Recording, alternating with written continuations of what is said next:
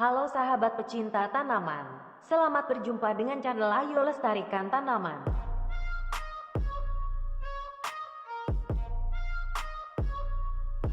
Dalam kesempatan ini, tayangan video Ayo Lestarikan Tanaman akan membahas mengenai apakah benar bunga matahari mempunyai manfaat terhadap kesehatan.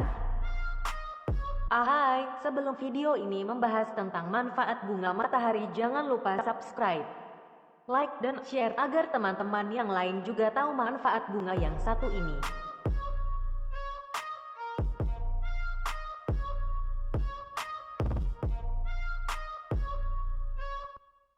Bunga matahari dibudidayakan oleh orang-orang Indian Amerika Utara sejak ribuan tahun yang lalu. Kemudian menyebar sampai ke Amerika Selatan dan menjadi salah satu sumber pangan bagi warga Inka. Setelah penaklukan oleh orang Eropa, pada abad ke-16, bunga matahari diperkenalkan di Eropa dan berbagai penjuru dunia lainnya. Namun demikian, biji bunga matahari baru digunakan dalam campuran roti dan diolah sebagai pengganti kopi serta coklat pada abad ke-17. Adapun biji bunga matahari yang selanjutnya digunakan sebagai sumber minyak mulai dirintis, yaitu pada abad ke-19. Bunga matahari atau disebut dengan nama Helianthus annus L adalah tumbuhan semusim dari suku kenikir-kenikiran Asteraceae yang sangat populer baik sebagai tanaman hias maupun tanaman penghasil minyak. Adapun warna khas bunga matahari adalah berwarna kuning cerah dengan kepala bunga yang besar dan ukuran diameternya bisa mencapai 30 cm. Memiliki daun tunggal lebar. Kondisi batangnya dipenuhi rambut yang kasar, berdiri tegak dan jarang bercabang.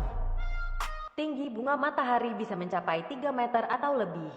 Hal itu tergantung dari varietas bunga tersebut. Bunga matahari mempunyai juga perilaku yang khas, yaitu bunganya cenderung menghadap ke arah matahari atau heliotropisme. Karena perilaku khas bunga matahari yang unik tersebut, maka orang-orang Prancis menyebutnya sebagai tournesol atau berkelana di matahari. Bunga matahari tersusun majemuk dengan dua tipe bunga, yaitu bunga tepi atau bunga lidah, yang membawa satu kelopak besar berwarna kuning cerah dan steril, sedangkan bunga tabung yang fertil menghasilkan banyak biji-bijian. Bunga tabung ini jumlahnya bisa mencapai 2000 kuntum dalam satu tandan bunga. Berdasarkan kegunaannya, terdapat 4 kelompok budidaya bunga matahari. Pertama, kelompok bunga matahari penghasil minyak. Dalam kelompok ini, biji bunga matahari dimanfaatkan untuk pembuatan minyak. Kandungan minyak yang dipunyai jumlahnya berkisar antara 48% hingga 52%. Agar dapat menghasilkan 1 liter minyak, maka diperlukan biji bunga matahari sekitar 60 tandan bunga majemuk. Sebagaimana telah disinggung pada bagian kelompok budidaya bunga matahari, pemanfaatan bunga matahari terutama adalah sebagai sumber minyak, baik untuk kebutuhan bahan pangan maupun kebutuhan industri. Sebagai bahan pangan, minyak bunga matahari cocok dipakai untuk menggoreng, mengentalkan, serta campuran salad. Minyak bunga matahari dikenal kaya akan asam linoleat, yaitu asam lemak tidak jenuh yang sangat berguna bagi kesehatan manusia.